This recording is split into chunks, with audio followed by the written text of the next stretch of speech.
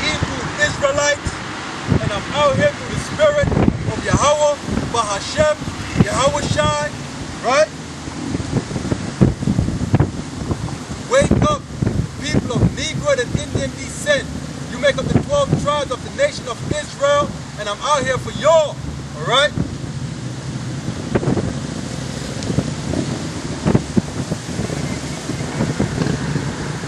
And to prophesy the downfall of America, which is known as Babylon the Great in the scriptures, is going to be destroyed in the third world nuclear war. Thus says the Lord, all right?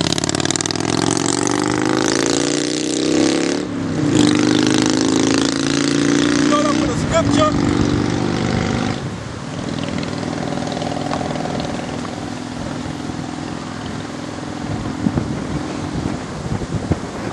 Ecclesiastes 3:1. To everything there is a season and a time to every purpose under heaven. Right? There is a season and a time for every purpose under heaven. Give you an example. A time to be born and a time to die. A time to plant and a time to pluck up that which is planted. A time to kill and a time to heal. A time to break down and a time to build up. Alright? Going into showing you there's a time and a season for everything. Let's jump to verse 8. A time to love and a time to hate. A time of war and a time of peace. Alright? It says a time of war and a time of peace. A time of love and a time of hate. My thing to you is, my question to y'all is, what time are we living in right now? Huh? What time are we living in right now? Is it a time of peace right now? Are we in a time of peace? Let's find out what the scripture says. Because in the time of peace, certain things will happen. Certain things would have transpired. Alright? So let's see if we're living in the time of peace. Let's go to Isaiah.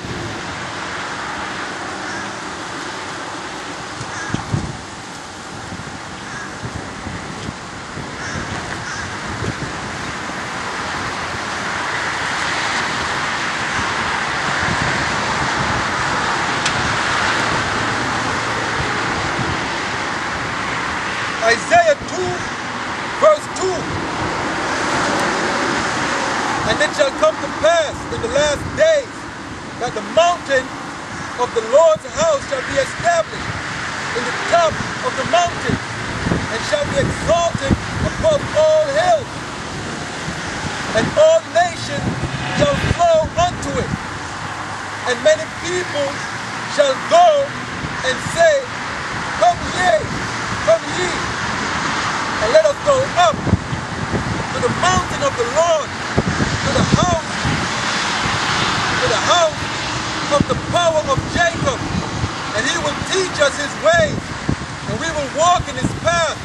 For out of Zion shall go forth the law and the word of the Lord from Jerusalem, and he shall judge among the nations, and shall rebuke many people, and shall beat pluck, and they shall beat their swords into plowshares, and their spears into pruning hooks.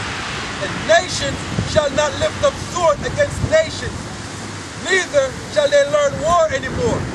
Alright? And that is in the time of peace. Right? Nation shall not lift up swords against nation anymore. Nation shall not know war anymore. Alright? So that proves to you that we're not in the time of peace. All nations, all these heathens are not flowing into the land of the Lord to walk in his ways, walk in his path. No nation is doing that. Understand? So that's letting you know that we're not in the time of peace. In the time of peace, they'll be beating their weapons of war into pruning hooks. Alright? Nobody's beating their farm instruments. Understand? I mean, nobody's beating their weapons of war into pruning instruments to do farming. Matter of fact, they're shutting down the farmers.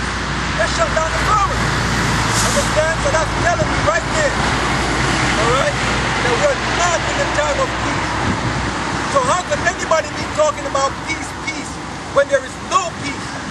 Understand, we're not in the time of peace. Let's find out what time we're in. All right, let's go to Joel.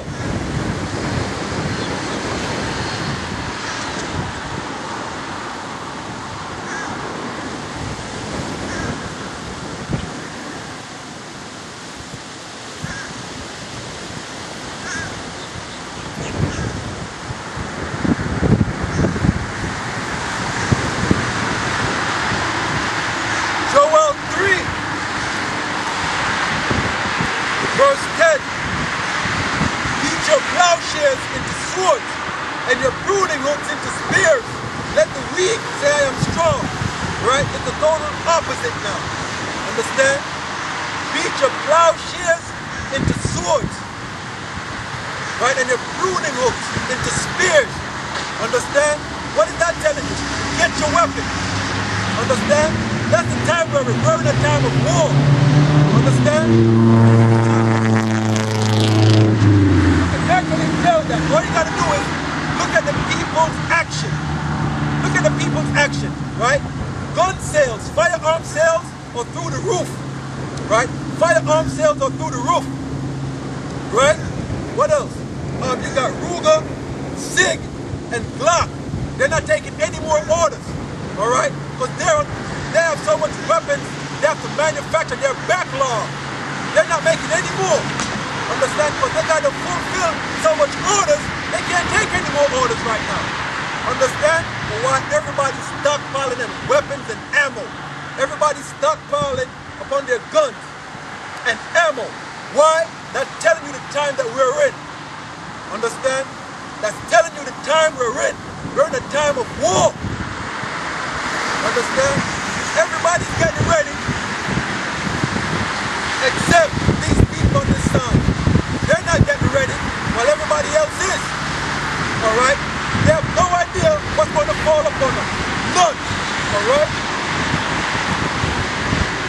Hell is coming here, man. I mean, warfare is coming here. At its finest. Understand? Let's go to Matthew. 24th chapter.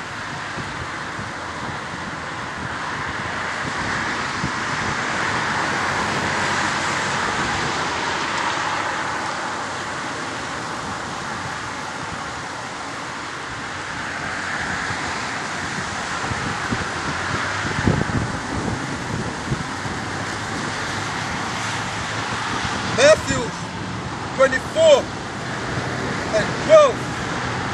As I said, all these people, they're stockpiling up on weapons and ammo. But weapons and ammo to the point where manufacturers are so much in back order, they have to stop taking orders. Alright, they have to stop taking orders. To let you know what the time we're in and what's going to come down the pipeline. Matthew 24 and 12. And because iniquity shall abound, iniquity shall increase, it shall be multiplied. Because iniquity shall be multiplied, the love of many shall wax cold. The love of many is going to grow cold, man. Just watch. Love of many is going to go cold. Nobody's going to have no feelings for another. Men are going to have no feelings for another person, man. Alright? There's going to be no more feelings for anybody. Alright? Let's go to Matthew, the 10th chapter.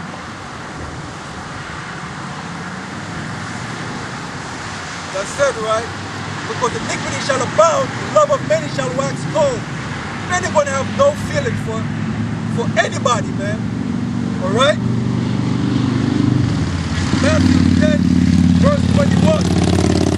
And the brother shall deliver up the brother to death. As I said, people ain't going to have no feelings, man. Understand? That's what's going to go on. If you think snitching is rampant now, just wait until the shit goes down here. Wait until the real hard times hit.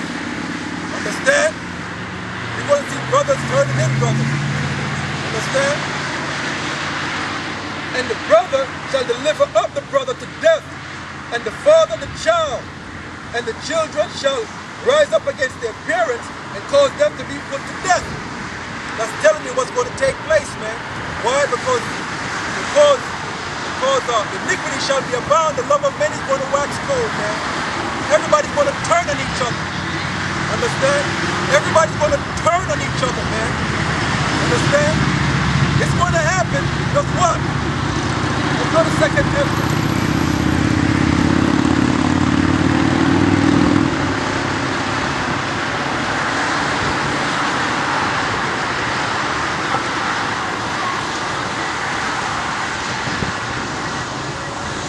Ezra 15 and 16. For there shall be sedition among men, and invading one another. They shall not regard their kings nor princes, and the cause of their actions shall stand in power. Meaning, men are going to respect authority. Nobody's going to respect authority. Every man for himself. Right? Mobb Deep did a song back in the day, said, we live in this till the day that we die. Survival of the fit, only the strong survive. Understand? That's what's going to happen, man. See that endureth unto the end. Only the elect is going to survive off of this damn place, man. Alright? Verse 19. A man shall have no pity upon his neighbor, but shall destroy their houses with the sword, and spoil their goods because of the lack of bread, and for the great envy. Then they're going to have no pity on his neighbor. For that great tribulation, and that's what's going to cause brothers to turn on brothers. Understand? Parents to turn against the children, and the children against the parents. Why? When this tribulation kicks in. Look at what's going on right now, and it really ain't kicked in yet. Just imagine when it does. Alright? Let's go to 2 Ezra 6, verse 24. At that time shall friends fight one against another like enemies. Tell you what's going to happen. Friends shall fight against friends like enemies. And the earth shall stand in fear with those that dwell therein. The spring of the fountains shall stand still. And in 3 hours they shall not run. Right? Let's go to Jeremiah, the 9th chapter.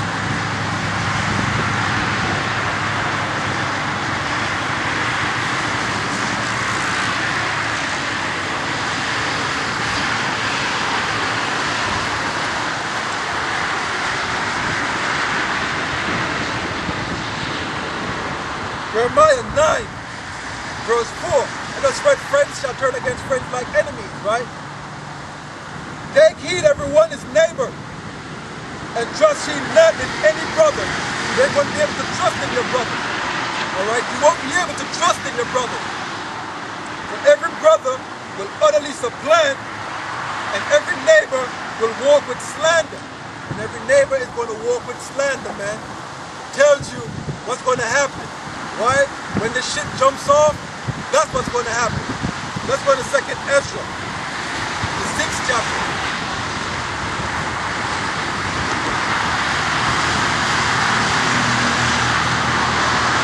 2 Ezra 6, verse 25. Whosoever remaineth from all these that I have told thee shall escape and see my salvation and the end of your world. Right? So whoever escaped these, understand, as I said, brother against brother, family against family, understand? Escape the famine, the race wars, the civil unrest, the martial law, the concentration camps. Understand? If you escape all these things that the Most High is bringing upon the world, the plagues, the pestilences, understand? Then you shall see the Lord's salvation. Right? Let's go into 2 Ezra, the 7th chapter, the 6th verse. Just to explain what I just read a little better. There is also another thing. The city is builded and is set upon a broad field and is full of all good things. That city is the kingdom of heaven. Right? The kingdom of heaven. The entrance thereof is narrow and is set in a dangerous place to fall, like as if there were fire on the right hand and on the left deep water, and only one path fire and water, so small that there could but one man go there at once. All right? To put it to you this way, right? It's like those people at circus who walk a tightrope, right? For edification purpose. That's like a man walking the tightrope. If you fall to the left, it's hot fire. If you fall to the right, it's deep water. You gotta walk that narrow path. Remember, enter ye at the straight gate, right? You gotta get the entrance thereof is narrow, set in a dangerous place, like as if there were fire on the right hand and on the left deep water, and only one path between them both, even between the fire and the water so small that there could but one man go there at once. If this city were not given unto a man for an inheritance, if he never shall pass the danger set before him, how shall he receive this inheritance? And I said, is it so, Lord? Then he said unto me, even so is Israel before you. Understand? Meaning, you have to go through certain things to get the kingdom of heaven. You're going to have to endure certain things what the Lord is going to bring on the land to gain the kingdom of heaven.